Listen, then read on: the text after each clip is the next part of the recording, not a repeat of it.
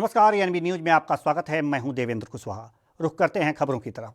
केंद्रीय स्वास्थ्य मंत्री डॉक्टर हर्षवर्धन ने महाराष्ट्र में बढ़ते कोरोना के मामलों पर बयान दिया है। उन्होंने कहा है कि हम महाराष्ट्र की मदद करेंगे। हर्षवर्धन ने कहा कि देश के सभी जिलों को ग्रीन जोन बनाना है। हम महाराष्ट्र के सीएम से बात करेंगे। उन्होंने यह भी बताया कि नागपुर और औरंगाबाद में कोरोना के मरीज बढ़े हैं। उन्होंने कहा कि महाराष्ट्र में जो हालात हैं वे चिंताजनक हैं। 36 में से 34 जिले कोरोना से प्रभावित हैं। मैं सीएम ठाकरे के साथ इस मामले में मीटिंग करूंगा कि कैसे इस पर लगाम लगा सकते हैं।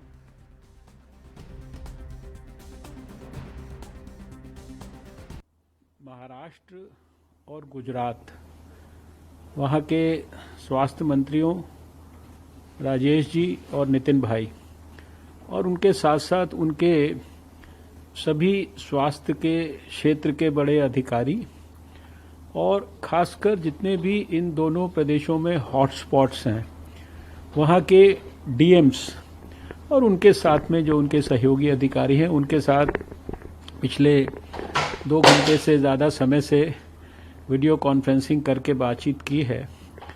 जो महाराष्ट्र की स्थिति है और गुजरात की स्थिति है उसमें हम लोगों को भी थोड़ा सा चिंता है ज़्यादा, क्योंकि वहाँ तकलीफ़ थोड़ा सा ज़्यादा है। वहाँ के प्रशासन अपनी तरफ से पूरा प्रयास कर रहे हैं, लेकिन भारत सरकार का ये प्रयास है कि हम जितनी भी सहायता स्टेट गवर्नमेंट्स की कर सकते हैं, टेक्निकली मैन पावर की दृष्टि से, एडवाइस की दृष्टि से, एक्सपर्ट्स के कंट्रीब्यूशन की दृष्टि से वो करें। इसलिए इन सब स्थानों पर खासकर जहाँ ज़्यादा तकलीफ थी, जैसे महाराष्ट्र में मुंबई है, पुणे है, ठाणे है, औरंगाबाद है या नागपुर है, शोलापुर है, इस प्रकार के जो क्षेत्र हैं, और इसी तरह से गुजरात में अहमदाबाद है या वडोदरा है या सूरत है, ये सब जगह पे हम लोगों ने नासिक है, इन सब जगहों पे इनके डीएम्स से भी डायरेक्टली बात की है, डिटेल में बातचीत किया है वहाँ की जो परिस्थिति है उसके बारे में, उनकी स्ट्रैटेजी के बारे में, और उनको ये हमने जो कुछ सहायतार्थ हम सहयोग कर सकते हैं, एडवाइस दे सकते हैं, वो सब बातें उनसे की हैं। इसके साथ साथ हमने उनको ये भी कहा है कि केस का नंबर बढ़ना वो कोई खतरनाक नहीं है, लेकिन केस को जल्दी से जल्दी डायग्नोज कर लेना, समाज में उसके कॉन्टैक्ट्स को कॉन्टैक्ट ट्रेसिंग से पकड़ना और उसको तुरंत आइसोलेट करना, समय पे अस्पताल में लेकर जाना, ताकि मोर्टालिटी जो है किसी भी कीमत पर वो हमारी ज़्यादा नहीं होनी चाहिए। गृह मंत्रालय की गाइडलाइन के बाद से ही दूसरे राज्यों में फंसे मजदूरों की लगातार घर वापसी हो रही है। इसी को लेकर झारखंड के मुख्यमंत्री हेमंत सोरेन ने कहा है कि अभी मजदूरों का आना जारी है और जब तक मजदूर आना चाहेंगे उनके लिए ये सेवाएं उपलब्ध रहेंगी। मजदूरों का आने का सिलसिला जारी है और जब तक मजदूर आना चाहेंगे तब तक उनके लिए सेवाएं उपलब्ध होंगी। और पहले दिन से ही ये हम लोग का था कि मजदूर घर आना चाहते हैं कि उनको आने दिया जाए,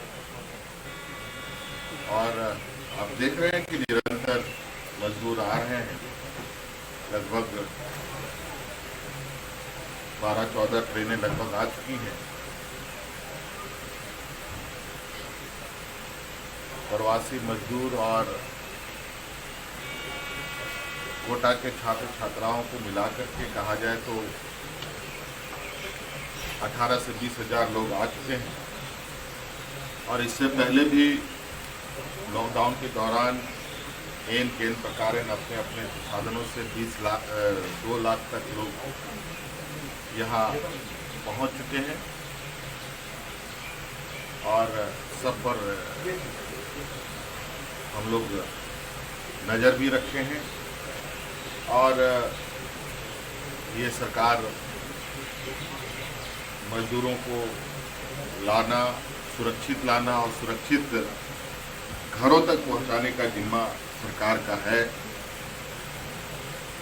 इसको लेकर बिल्कुल पूरा प्रशासन मुस्तैद है।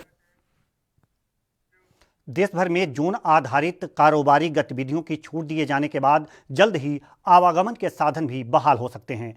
बस and car operators of India के सदस्यों से वीडियो कॉन्फ्रेंसिंग से चर्चा करते हुए केंद्रीय सड़क परिवहन और राजमार्ग मंत्री नितिन गडकरी ने कहा कि सरकार सोशल डिस्टेंसिंग का पालन करते हुए सार्वजनिक परिवहनों के संचालन के लिए दिशा निर्देश तैयार कर रही है। उन्होंने कहा है कि पब्लिक ट्रांसपोर्ट जल्द ही शुरू हो सकता है, इसके लिए गाइडलाइंस आ रहे हैं।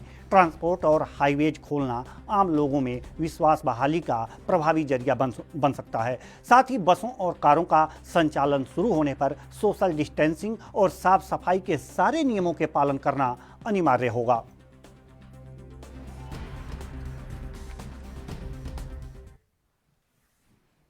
देश के अधिकांश राज्यों में जहां कोरोना वायरस के संक्रमण के मामलों और मौतों के आंकड़ों में तेजी देखी जा रही है, वहीं भारत का केरल राज्य जहां सबसे पहले संक्रमण के मरीज मिले थे, वहां इस बीमारी पर काफी हद तक नियंत्रण देखा जा रहा है। कोरोना वायरस के खिलाफ जंग में यह राज्य जल्द ही कामयाब होते दिख रहा है। केरल में बुधवार को 7 लोगों की कोविड-19 जांच रिपोर्ट नेगेटिव आने के बाद संक्रमण का एक भी नया मामला सामने नहीं आया। इस समय सिर्फ 30 लोगों का ही उपचार हो रहा है। राज्य में कोई नया संक्रमण प्रभावित क्षेत्र यानी हॉटस्पॉट भी नहीं है। राज्य में अब तक कोविड-19 संक्रमण के कुल 402 मामले सामने आए हैं, जिनमें से 30 अब भी संक्रमित हैं। मुख्यमंत्री पिनराई विजयन ने बताया कि राज्य में लगभग 14,670 लोग निगरानी में हैं, जिनमें से 267 लोगों को निगरानी में रखा गया है।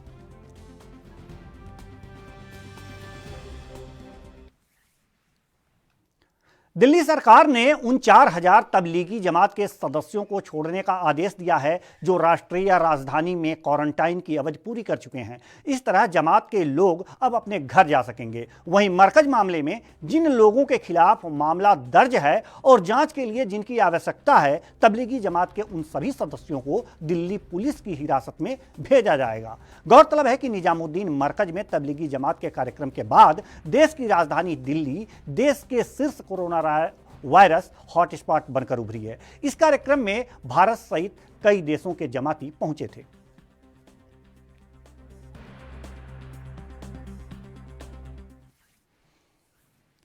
जम्मू कश्मीर के पुलवामा के बेगमपोरा में सेना को बड़ी कामयाबी मिली है। सेना के जवानों ने हिजबुल कमांडर रियाज नायकू को मार गिराया है। रियाज नायकू पर 12 लाख का इनाम था। सुरक्षा बलों की इस कामयाबी पर बीजेपी प्रवक्ता शाहनवाज हुसैन ने खुशी जताई है। आज बड़ी उपलब्धि अवंतीपुरा में हमारे पैरामिलिट्री फोर्स को मिली है कि हिजबुल का जो कमांडर था रियाज नायकू और उसके साथ एक और आतंकी को हमारे फोर्स ने ढेर कर दिया है। आतंकियों को साफ संदेश है कि वो जिस तरह से सर उठा रहे हैं उनका सर कुचला जाएगा। और आज रियाज नायकू जो बहुत बड़ा आतंकी था, जिस पर 12 लाख से ज्यादा का इनाम था, सुरक्षा बल ने आज उसको ढेर करके एक संदेश दिया है कि हमारे जवानों की शहादत बेकार नहीं जाने वाली है। आतंकियों को उसी की भाषा में जवाब मिला।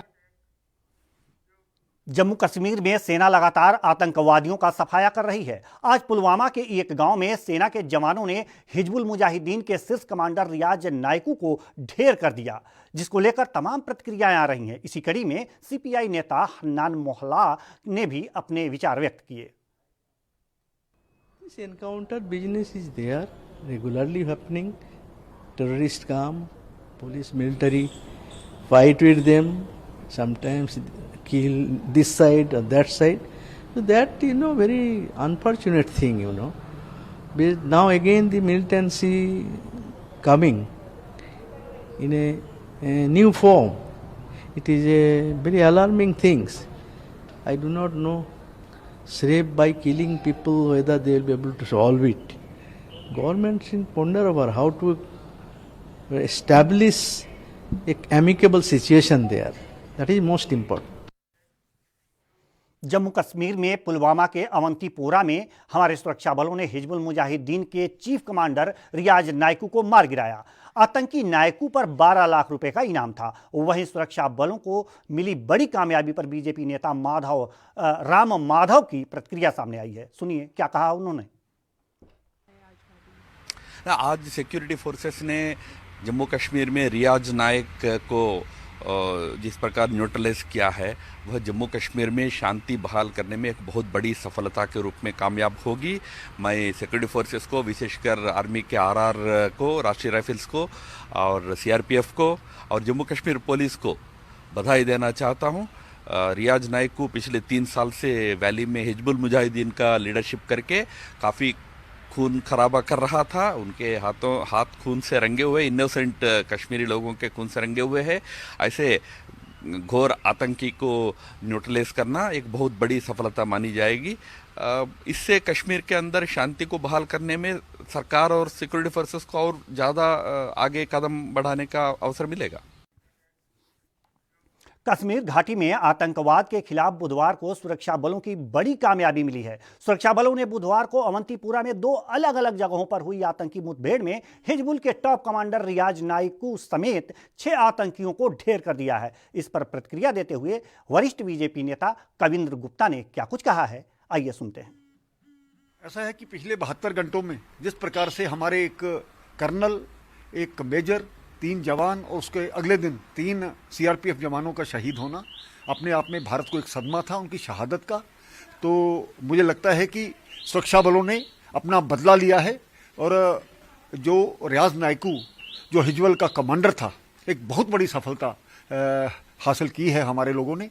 तो हमारे सुरक्षा बल अपने आप में सक्षम हैं और उस देश के लिए और भारत माता के लिए, इस राष्ट्र के लिए अपनी जान हथेली पर रख करके काम करते हैं। मैं उनकी शहादत को भी सलाम करता हूं और कुल मिलाकर के इस प्रकार के आतंकी जो कश्मीर में घुसपैठ करके वहां पर आतंक फैलाने का प्रयास करते हैं और आने वाले समय में कश्मीर पूरी तरह से आतंक मुक्त होगा, ये हमें समझना चाहिए। और पाकिस्तान को पता है कि अगर दोबारा उसने इस प्रकार की हरकत की, हम उसके घर में भी जाकर के मारते हैं। उसको सबक लेना चाहिए और अपने देश के प्रति सोचना चाहिए, ना कि भारत में इस प्रकार के वारदातें करा के वो समझेगा कि हम बहुत बड़ी सफलता हासिल कर रहे हैं।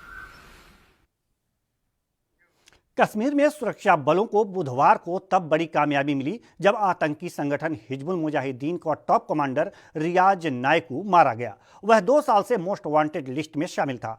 आतंकी नाइकू के ढेर किए जाने पर कांग्रेस नेता रेणुका चौधरी ने खुशी जाहिर की है और एक वीडियो जारी कर भारतीय सेना को सैल्यूट किया है।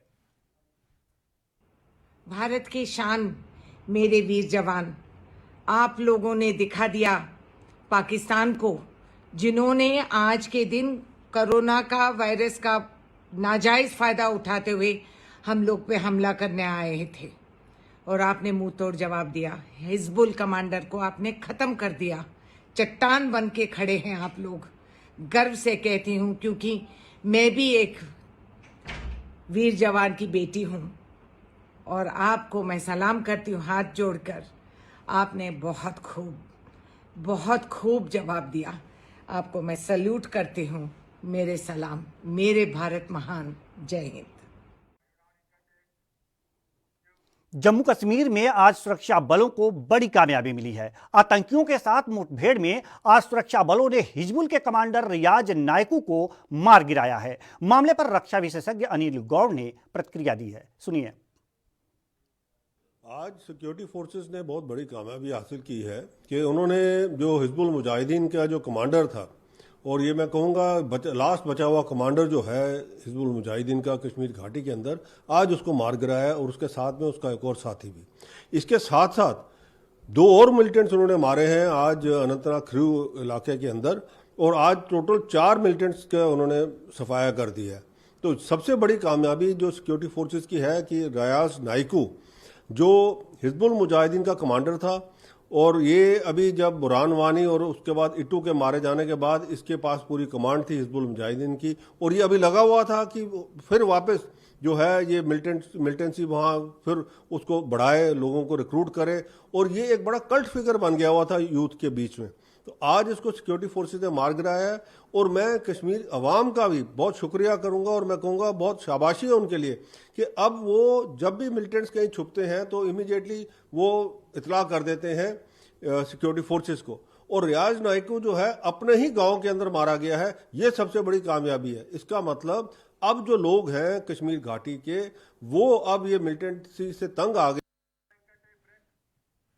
खबरें और भी हैं, रुकते हैं छोटे से ब्रेक के लिए।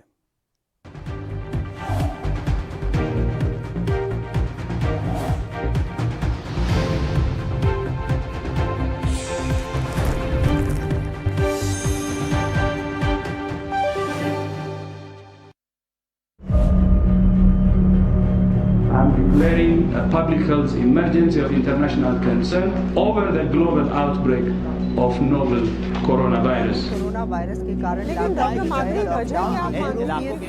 भारत की कोरोना वायरस से जंग। आपको चाहिए पूरी जानकारी के लिए भरोसेमंद जरिया।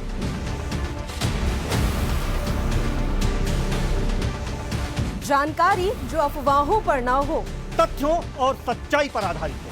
24 घंटे 7 दिन लगातार एक टीम जो आप तक पहुंचा रही है कोरोना वायरस से जुड़ी हर खबर। विश्वसनीय और व्यापक आंकड़ों के लिए कोरोना वायरस और लॉकडाउन पर नॉन-स्टॉप खबरें सिर्फ ANB न्यूज पर।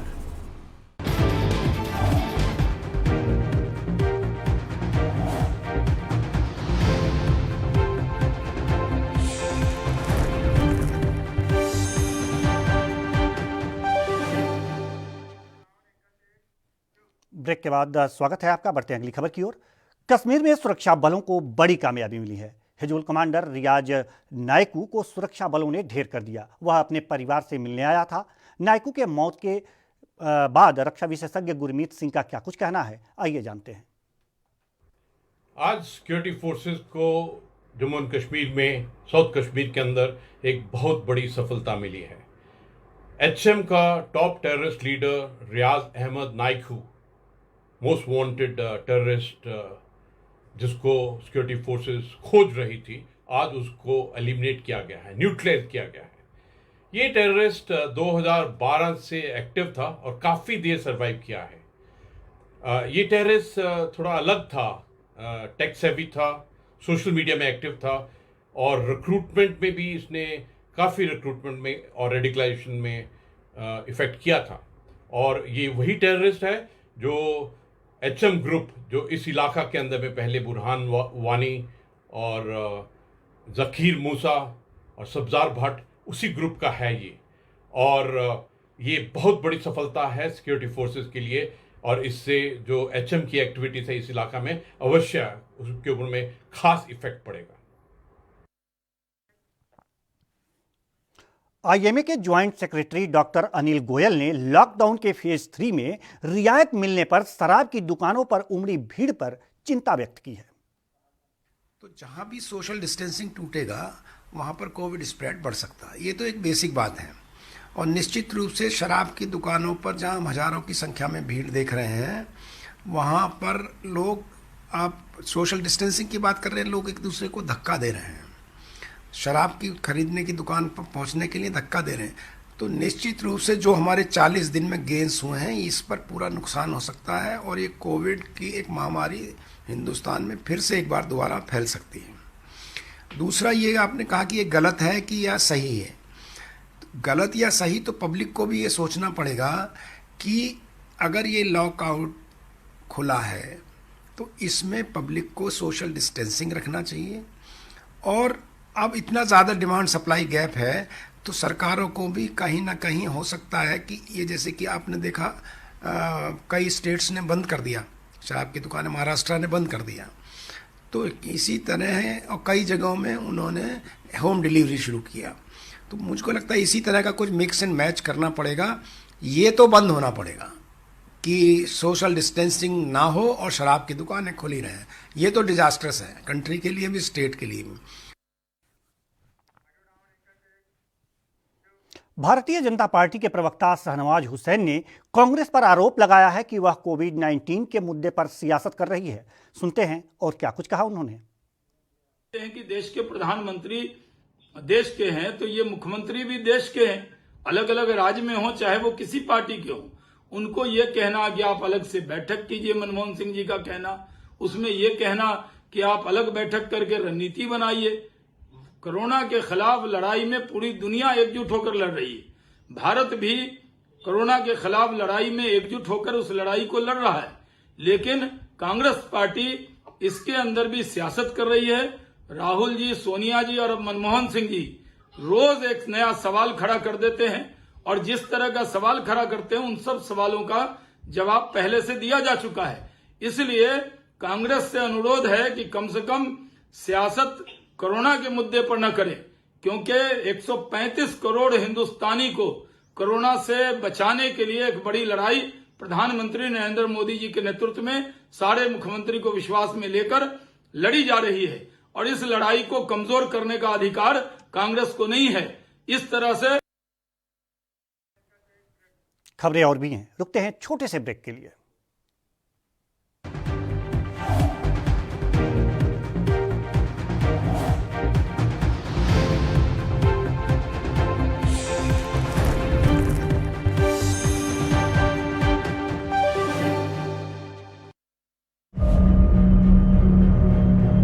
Declaring a public health emergency of international concern over the global outbreak of novel coronavirus. Corona virus के कारण भारत की कोरोना वायरस से जंग। आपको चाहिए पूरी जानकारी के लिए भरोसेमंद जरिया।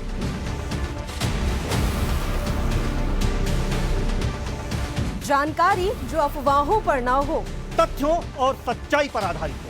24 घंटे 7 दिन लगातार एक टीम जो आप तक पहुंचा रही है कोरोना वायरस से जुड़ी हर खबर। विश्वसनीय और व्यापक आंकड़ों के लिए कोरोना वायरस और लॉकडाउन पर नॉनस्टॉप खबरें सिर्फ ANB न्यूज पर।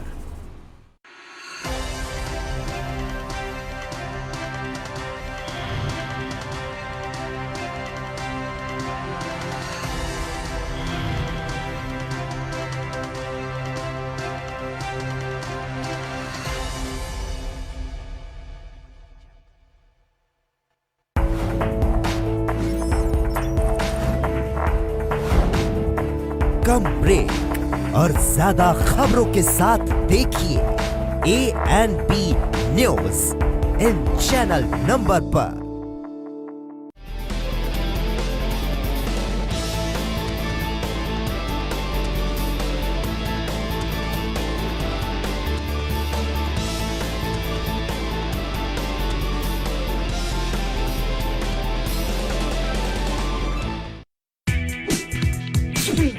हिसाब से हम उनसे रिक्वेस्ट कर रहे हैं और सभी राज्यों के द्वारा ये कहा गया है कि वो पूरी तरह से इसमें सहयोग करें। जो विभिन्न प्रदेशों में जो राहत कैंप है उसमें उत्तराखंड के कितने लोग फंसे हैं? सभी राज्यों से ये कहा गया है कि वो हमें ये सूचना दें।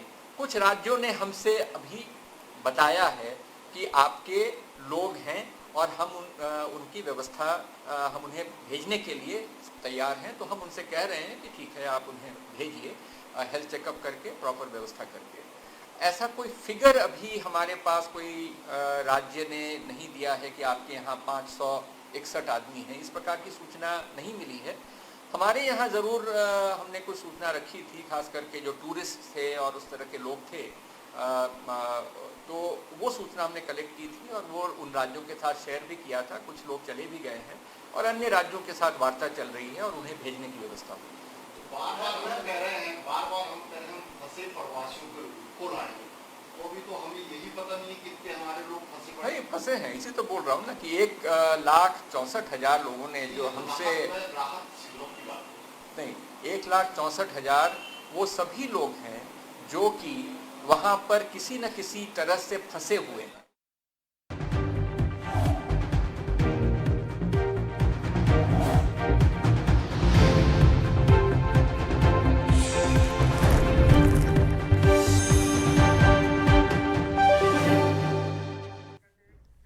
ब्रेक के बाद स्वागत है आपका। बढ़ते हैं अगली खबर की ओर। कांग्रेस की अंतरिम अध्यक्षा सोनिया गांधी ने कांग्रेस शासित मुख्यमंत्रियों के साथ बैठक की और 17 मई के बाद आगे देश का क्या होगा इस पर चिंता जाहिर की। साथ ही पूर्व पीएम ने अर्थव्यवस्था को लेकर चिंता जताई। इस चिंता पर क्या कुछ कहा जेडीयू नेता केसी त्यागी ने, आइए जानते हैं।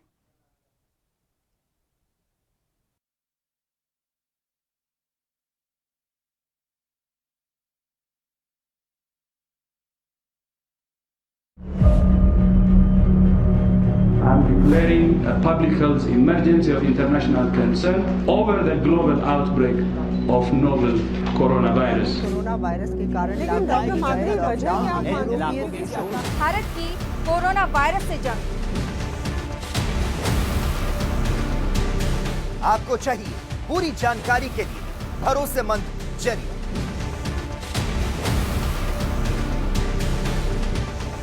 जानकारी जो अफवाहों पर ना हो, तथ्यों और सच्चाई पर आधारित हो।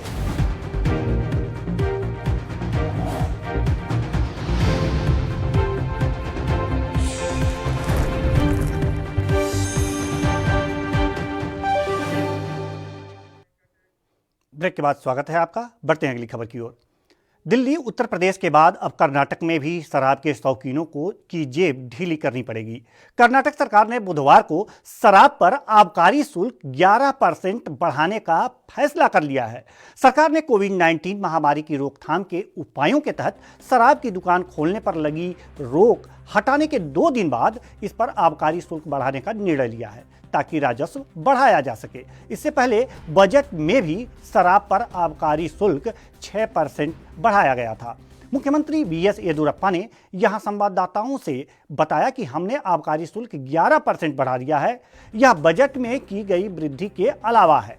उन्होंने कहा कि ये बढ़ोतरी 1-2 दिन में प्रभावी होगी क्योंकि सामान पर इसका ठप्पा लगाने और अन्य प्रक्रियाओं में कुछ समय लगता है। उन्होंने स्पष्ट किया कि शुल्क में यह वृद्धि बजट में की गई 6% की वृद्धि के अतिरिक्त है।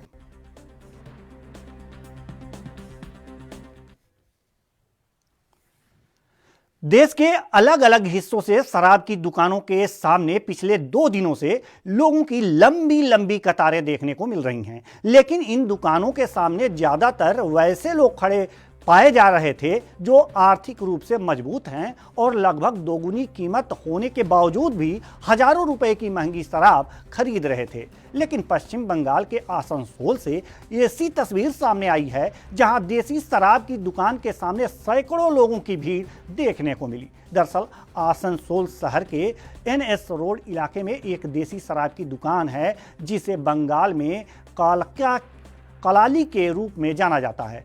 दुकान के सामने बुधवार को बड़ी संख्या में लोगों की भीड़ शराब खरीदने के लिए पहुंची। इस दौरान दुकान मालिक द्वारा न तो भीड़ को नियंत्रित करने के लिए कोई प्रबंध किया गया था और न ही दुकान के सामने मार्किंग की गई थी। सूचना मिलने के बाद आसनसोल दक्षिण थाना पुलिस अधिकारी मौके पर पहुंचे और लोगों की भीड़ को संभालते देखे गए।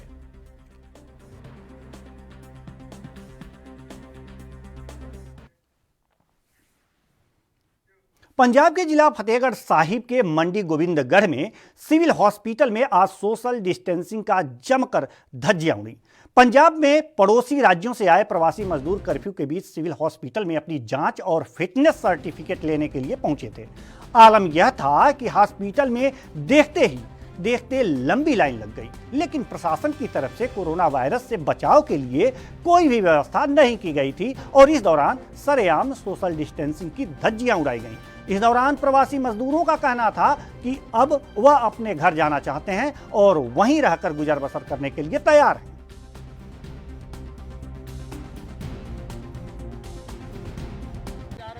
हम राजस्थान से बिहार जा रहे हैं साइकिल से। साइकिल कहाँ से आ गई? साइकिल राजस्थान से। खरीदी नहीं? हाँ नहीं। पैसा कहाँ से आया? पैसा वही थोड़ा बहुत था, ले लिए 2 आदमी मिलके। कितने आदमी हैं?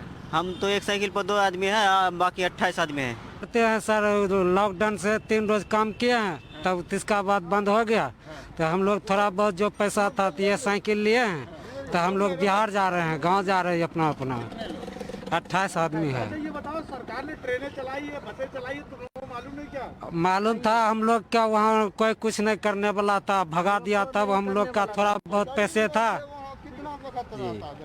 मालूम नहीं सरकार ने बसें चलाई हैं? सरकार तो बस चलाया, लेकिन हम लोग को वहाँ कोई समझाने वाला भी नहीं था वहाँ पर। बिहार में कहाँ जाना है? बिहार में हमको खगड़िया जाना है। खगड़िया से मध्य प्रदेश के इंदौर में कोरोना वायरस के प्रकोप के मद्देनजर कर्फ्यू जारी है। इसके बावजूद कुछ श्रद्धालु धर्मस्थल में एकत्र हो गए, जिस पर कार्रवाई करते हुए पुलिस ने 5 लोगों को गिरफ्तार कर लिया।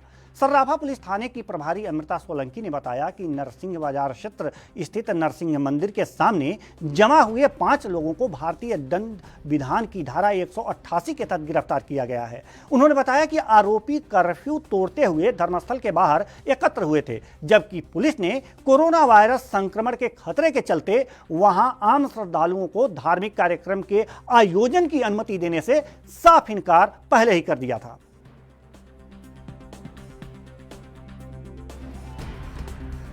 कि हम 15 लोग इकट्ठे होकर और आरती करेंगे। इन्होंने पत्र दिया था, हमने इनको समझाया था कि सोशल डिस्टेंसिंग और लॉकडाउन की स्थिति में आप इस प्रकार 15 लोग इकट्ठे नहीं हो सकते। उसके बावजूद इनको पत्र की तामीली कराने के बाद और आपके द्वारा किसी भी आयोजन की विधिवत परमिशन नहीं ली गई है और मैं इसको अलाउ नहीं करूँगी। उसके बाद भी ये लोग आज इकट्ठे हुए। अभी कुछ लोगों को इजाजत में लिया है? हाँ जी, अभी लिया है और उन पर जो लॉकडाउन उल्लंघन की कार्रवाई है वो करूँगी। उत्तर प्रदेश सरकार ने कृषि उत्पादों की बिक्री को और आसान बनाने के लिए सरकार ने मंडी अधिनियम में एक बार फिर से संशोधन किया है। मंत्रिपरिषद ने इस संशोधन को अपनी स्वीकृति प्रदान कर दी। कृषि मंत्री सूर्य प्रताप शाही ने प्रेस कॉन्फ्रेंस में कहा कि किसान की आय में इजाफा करने के लिए शीघ्र नष्ट होने वाली 46 आइटम्स को मंडी शुल्क से मुक्त कर दिया गया है। किसान को आज़ादी दे दी गई है कि वो अपनी फसल किसी भी व्यापारी को बेच सकते हैं और इसके लिए लाइसेंसिंग को भी कहीं से खरीदने का अधिकार दे दिया गया है।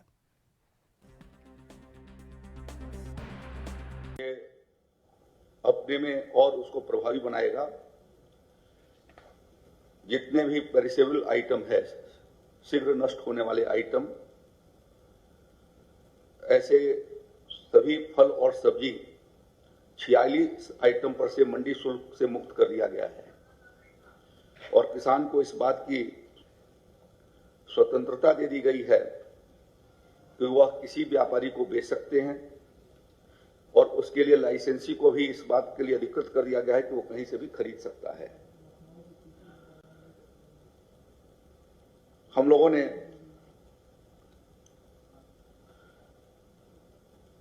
डोर स्टेप बल्क परचेज के लिए अनुमति अभी दे दिया है।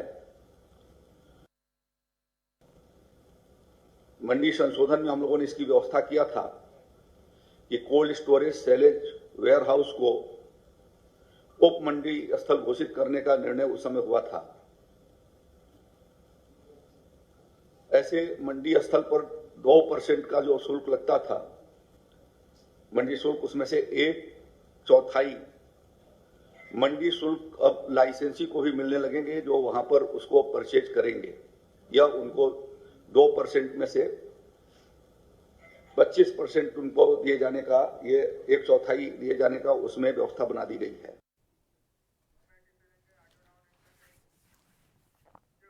कोरोना महामारी में सरकार विदेशों में फंसे लोगों को अपने देश लाने के इंतजाम करने में लगी है। वहीं दूसरी तरफ देश के ही गरीब मजदूर बदहाल हालत में भूखे प्यासे पैदल अपने घरों की तरफ निकले हुए हैं।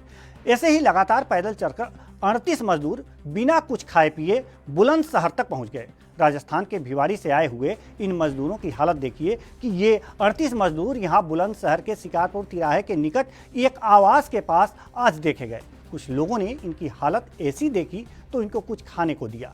इन मजदूरों का कहना था कि हमने ऑनलाइन अप्लाई किया था, लेकिन किसी ने हमें जाने की परमिशन नहीं दी। हम बिना काम और बिना राशन के कब तक वहां रहते? तब हम पैदल ही निकल लिए। इनके पैरों में छाले भी पड़े हुए थे।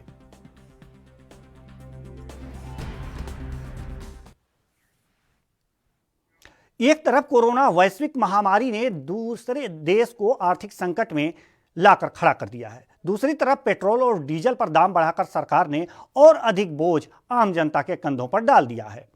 2 मई से बढ़े पेट्रोल और डीजल के दामों पर जनता ने अपना नाराजगी जाहिर की है और कहा है कि अब तो पूरी दुनिया में मंदी की मार चल रही है, ऐसे में पेट्रोल डीजल के दाम कैसे बढ़ सकते हैं? जबकि पीछे से सस्ता मिल रहा है। सरकार जिसे कोरोना सेस का नाम दे रही है, बाद में कोरोना खत्म होने पर इसे हटाएगी भी कि नहीं?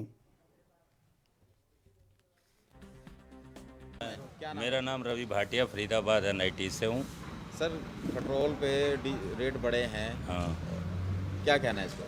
इसके बारे में क्या कहना है, कम भी होते रहते हैं। अब महंगाई को देखते हुए जब बंदा शराब की बोतल 400 वाली 800 में ले सकता है, तो पेट्रोल में 1-2 रुपये क्या?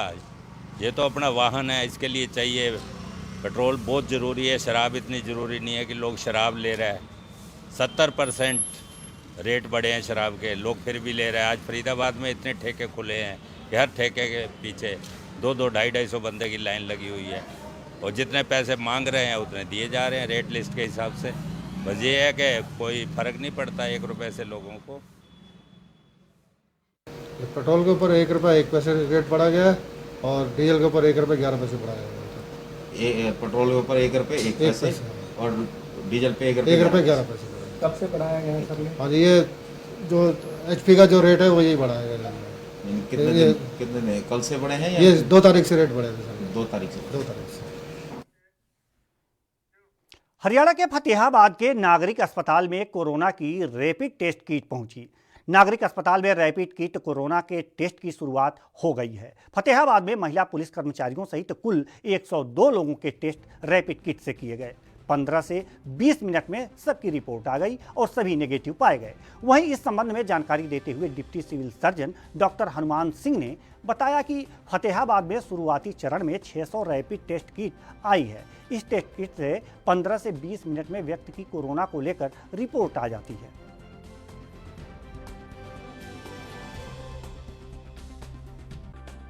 हाँ, अपने जिले के अंदर 102 टेस्ट हो चुके हैं अभी रैपिड, और टोटल 600 किट हमारे पास आई है। तो लगातार टेस्ट चल रहे हैं जी? हाँ, अभी टेस्ट चल रहे हैं। तो इसकी रिपोर्ट कितनी जल्दी आ जाती है, क्या फायदा रहता है सर इसका? 15 से 20 मिनट में रिपोर्ट आ जाती है। तो पुलिस वालों का भी किया जा रहा है सर? हाँ, इसमें पुलिस वालों का भी किया जा रहा है। तो लगातार जारी रहेगा सर? हाँ, ये जारी रहेगा। पंजाब के बरनाला में कर्फ्यू के दौरान मिली छूट में पुलिस ने एक दूध विक्रेता को घरों में दूध की डिलीवरी नहीं करने दी, जिसके विरोध में दूध विक्रेता ने 100 किलोग्राम दूध सड़क पर बहा दिया। दूध वाले ने पुलिस पर आरोप लगाया कि पुलिस मुलाजिम सब्जियां, फल बेचने वालों को शहर में जाने दे रहे हैं, लेकिन उसको जानबूझकर रोका गया। वहीं पुलिस ने इस मामले में पल्ला झाड़ते हुए कहा कि गाड़ी के ब्रेक फेल होने के कारण सड़क पर दूध गिरा है।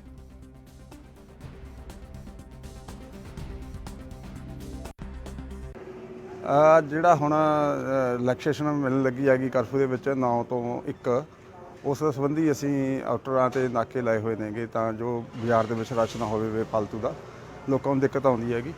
ਆਪਣੇ ਸਾਡੇ ਜੋੜੇ ਪੈਟਰੋਲ ਪੰਪ ਤੇ ਨਾਕਾ ਲੱਗਿਆ ਹੋਇਆ ਸੀਗਾ, ਜਦੋਂ ਉਹਨੂੰ ਮੁਲਾਜ਼ਮਾਂ ਦੇ ਆਪਣੇ ਸੈਟਿੰਗ ਤੇ ਕਰਵਾ ਰਹੇ ਸੀ ਵਹੀਕਲਾਂ ਦੀ, ਜਿਹਨੇ ਅੰਦਰ ਜਾਣਾ ਸੀ ਉਹਨੂੰ ਪੁੱਛ ਕੇ ਜਾਣ ਦੇ ਰਹੇ ਸੀਗੇ। ਉਹ ਇੱਕਦਮ ਪਿੱਛੋਂ ਕੋਈ ਦੁੱਧ ਵਾਲੀ ਗੱਡੀ ਆਈ ਹੈਗੀ, ਇੱਥੇ ਪਤਾ ਲੱਗਿਆ ਸਾਨੂੰ, ਤੇ ਉਹਨੇ ਬ੍ਰੇਕ ਮਾਰਿਆ। ਜਦੋਂ ਬ੍ਰੇਕ ਮਾਰੇ ਉਹਦੇ ਡਾਲਾ ਹੈ ਨਹੀਂ ਸੀਗਾ ਪਿੱਛੇ, ਬ੍ਰੇਕ ਲੱਗਣ ਨਾਲ ਡਾਲਾ ਨਾ ਹੋਣ ਕਰਕੇ ਉਹਦਾ ਦੁੱਧ ਦੇ ਢੋਲ ਥੱਲੇ ਡਿੱਗ ਗਈ। ਉਹ ਦੁੱਧ ਤਾਂ ਡੁੱਲਿਆ, ਮੈਂ ਇੱਥੋਂ ਪਤਾ ਕੀਤਾ ਹੈ। ਨਹੀਂ ਇਹੋ ਜਿਹੀ ਕੋਈ ਗੱਲ ਨਹੀਂ ਹੈਗੀ। ਦੁੱਧ ਵਾਲੇ ਤਾਂ ਜਾ ਰਹੇ ਨੇ, ਸਾਡੇ ਦੁੱਧ ਵਾਲੇ ਜਾਂਦੇ ਨੇ, ਕਿਉਂਕਿ ਪਹਿਲਾਂ ਵੀ ਜਾਂਦੇ ਨੇ। ਮੇਰਾ ਨਾਮ ਭਾਈ ਜਗਪਾਲ ਸਿੰਘ ਆ, ਮੈਂ ਦੁੱਧ ਦਾ ਕੰਮ ਕਰਦਾਗਾ। ਮੇਰੇ ਲਈ 30-35 ਡੰਗਰ ਆਪਦੇ ਨੇ, ਠੀਕ ਹੈ ਨਾ ਜੀ। ਮੈਂ ਦੁੱਧ ਪਾਉਣ ਆਇਆ ਜਦੋਂ, ਇਹਨਾਂ ਨੇ ਮੈਨੂੰ ਰੋਕ ਲਿਆ, ਕਹਿੰਦੇ ਵੀ ਮੈਂ ਪਿੰਡ ਸੇਖੇ ਤੋਂ ਆਉਣਾ ਜੀ, ਖੇਤਾਂ ਵਿੱਚ ਰਹਿਣਾ 12 ਪੁਲਾਂ ਲਵੇ, ਖੇਤਾਂ ਜਿਹੜਾ ਮਕਾਨ ਉੱਥੇ ਸਾਰੇ ਡੰਗਰ ਪਸ਼ੂ ਰੱਖਦੇ ਰੱਖੇ ਨੇ।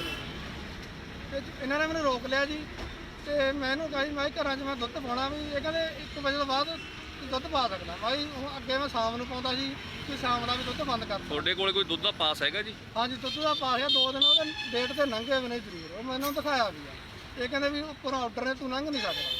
ਇਹਨਾਂ ਨੂੰ ਜੀ ਇੱਕ ਰੇਹੜੀ ਵਾਲਾ ਬੰਦਾ ਇਹਨਾਂ ਨੇ ਨਗਾਤਾ ਮੁਲਾਜ਼ਮਾਂ ਨੇ।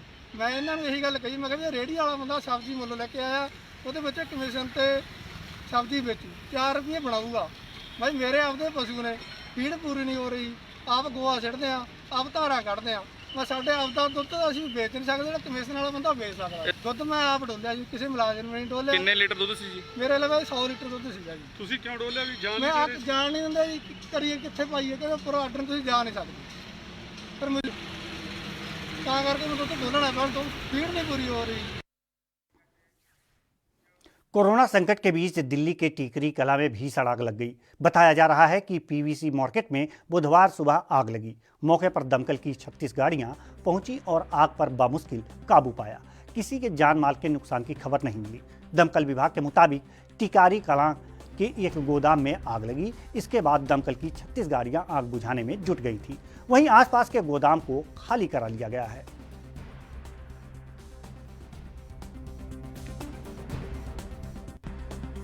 वेस्ट मटेरियल पूरा भरा हुआ है और किसी भी जो गोडाउन से उनमें बाउंड्री नहीं है, इसलिए आग एक दूसरे स्टोर में बढ़ती जा रही है और हवा भी बहुत तेज़ चल रही थी, जिसकी वजह से क्योंकि एरिया ज़्यादा होने की वजह से एक साइड बुझाएं या दूसरी साइड तीसरी चारों तरफ से ही इसको कवर करने में काफ़ी टाइम लगा। कोरोना लॉकडाउन और बरसात के चलते किसानों को दोहरी मार का सामना करना पड़ रहा है। दरअसल किसानों के खेतों में फसल तो तैयार है, लेकिन बाहरी राज्यों की मंडियों के बंद होने के चलते फसल खेतों में ही खराब होने की कगार पर है। हालांकि जिला स्तर पर सब्जी मंडियां तो खोली गई हैं। इसी कड़ी में हिमाचल के कुल्लू के किसानों का कहना है कि इन दिनों ब्रोकली, गोभी और अन्य सब्जियों की गोभी को भी पैदावार तो किसान ने कर ली, लेकिन उसके लिए यहाँ बाजार की व्यवस्था बिल्कुल भी नहीं है।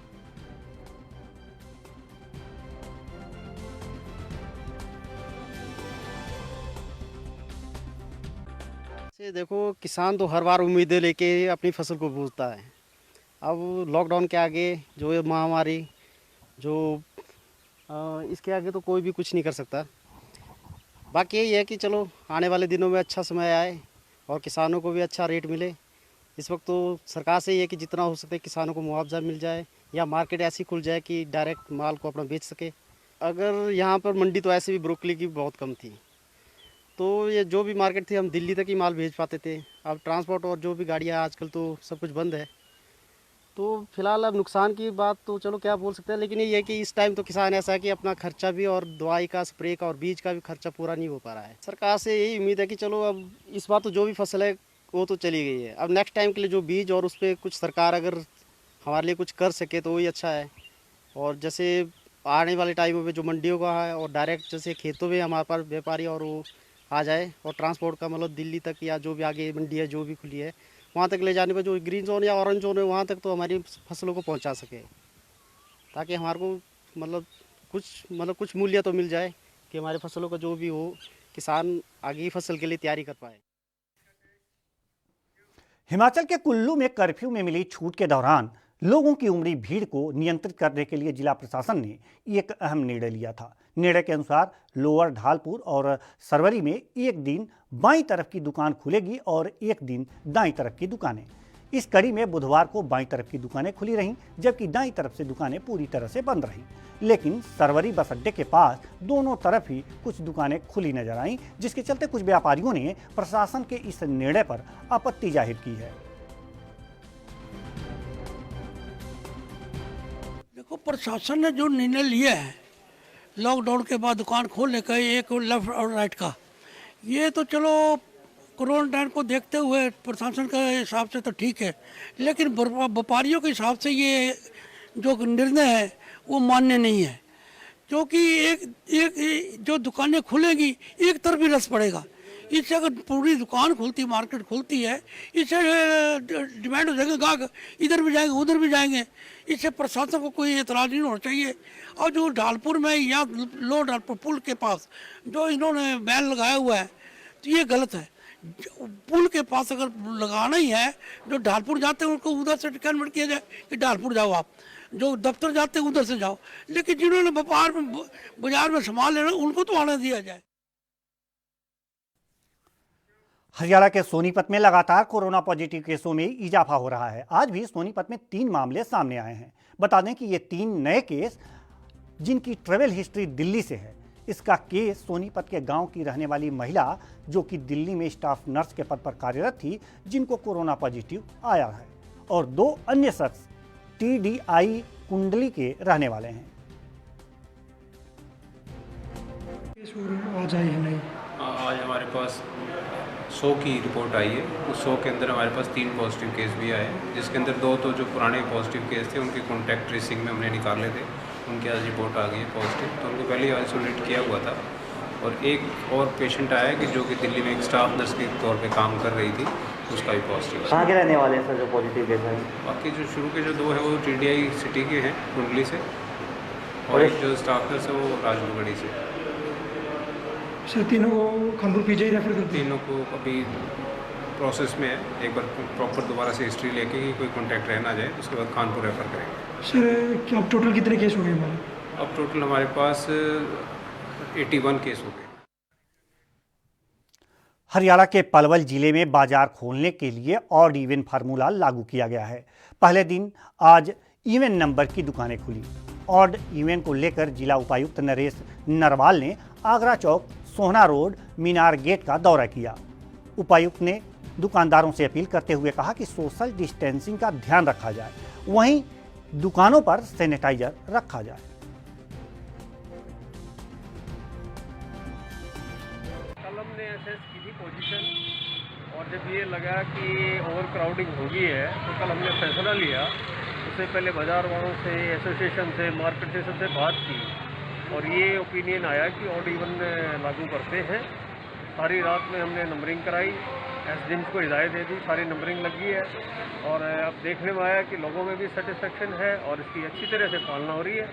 मुझे उम्मीद है कि जिस तरीके से हम कोरोना से लड़ रहे हैं इसमें हमें कामयाबी मिलेगी, और हर आदमी भी सहयोग कर रहा है। मैं पलवल की जनता का भी धन्यवाद करूंगा कि उसमें वो उनका पूरा सहयोग है, और इसके चलते हमारी बिजनेस एक्टिविटी भी चलेगी और ये कोरोना से भी हम बच जाएंगे। मास्क भी सब लगा रहे हैं, सैनिटाइज़र भी दुकान पे मिले हैं। बहुत ही खुशी की बात है कि पलवल की जनता प्रशासन के साथ मिलके इसको हराने में हम कामयाब रहेंगे। आरोग्य सेतु के लिए भी इनको कहा है कि भाई यहाँ लगा के रखें, लोगों को बताएं मास्क के बारे में, सैनिटाइज़र के बारे में। आरोग्य सेतु अगर ये डालेंगे तो इनकी बढ़िया तरीके से एक फॉलो होगा प्रशासन के द्वारा भी।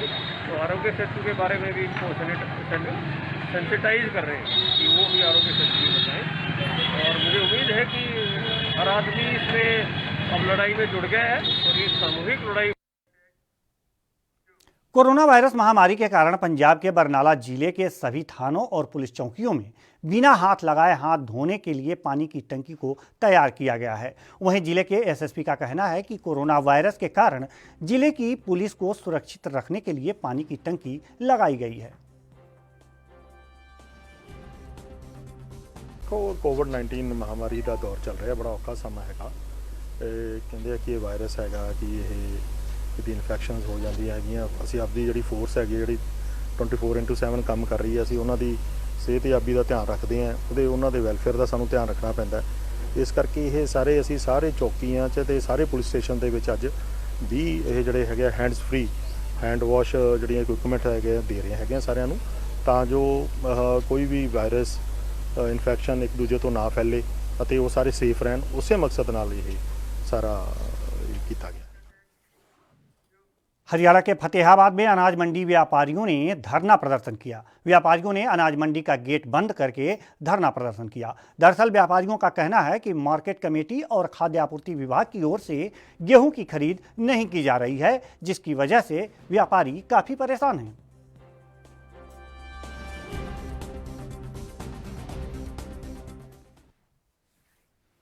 किसान परिवार से संबंध रखने वाले हिमाचल के प्रदेश कांग्रेस महासचिव केवल सिंह पठानिया गेहूं की फसल खुद काटते नजर आए।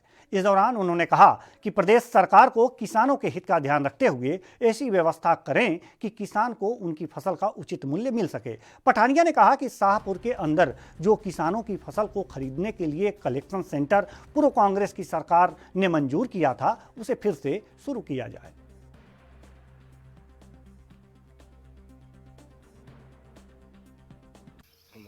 गेहूं कटाई का कार्यक्रम में मेरा ये आज का काम नहीं है।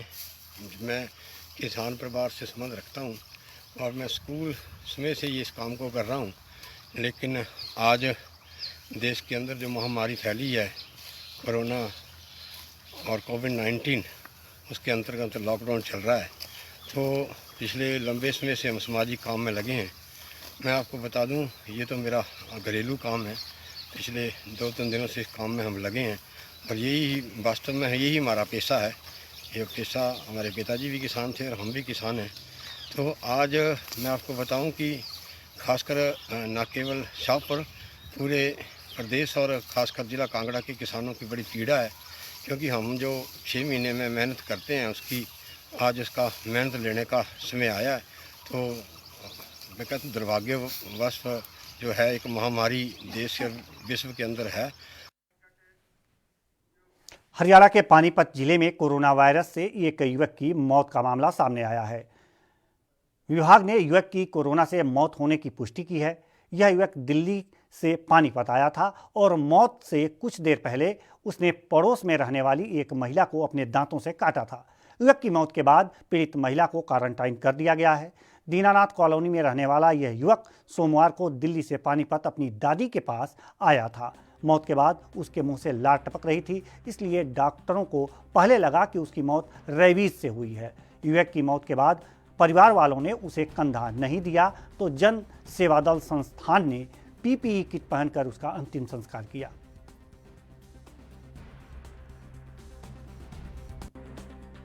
जो ये इसकी जो इन्वेस्टिगेशन करने पे जो पाया गया है, ये लड़का दिल्ली में था, रहने वाला पानीपत का है और ये दीनानाथ कॉलोनी का था। ये 4 तारीख की शाम को लगभग रात को ये यहाँ पे आया है और रात को 2 बजे इसकी मदर ने अड़ोसी पड़ोसियों को बताया कि ये इसकी डेथ हो चुकी है। और 2 बजे रात को हमें इसकी सूचना मिली, हमने टीम वहाँ पे भेजी। उसके बाद और रात को ही इसकी सैंपलिंग करवा दी गई और अगले दिन यानी कि 5 तारीख को मॉर्निंग में इसकी जो कोविड की गाइडलाइंस है उसके तहत इसकी सारी कार्रवाई अगली कर दी गई है। और आज जो है मॉर्निंग में इसकी जो रिपोर्ट है, लैब की रिपोर्ट, वो आई है और वो पॉजिटिव पाई गई है। वहाँ मेडिकल कॉलेज हमीरपुर में पिछले 2 महीनों से खराब पड़ी एक्सरे मशीन के काम नहीं करने से मरीजों को निजी लैब में जाकर महंगे दामों पर एक्सरे करवाने के लिए दिक्कतें झेलनी पड़ रही हैं। मेडिकल कॉलेज में एक्सरे करवाने पहुंचे मरीजों ने बताया कि एक्सरे मशीन खराब होने के कारण दिक्कतें पेश आई हैं।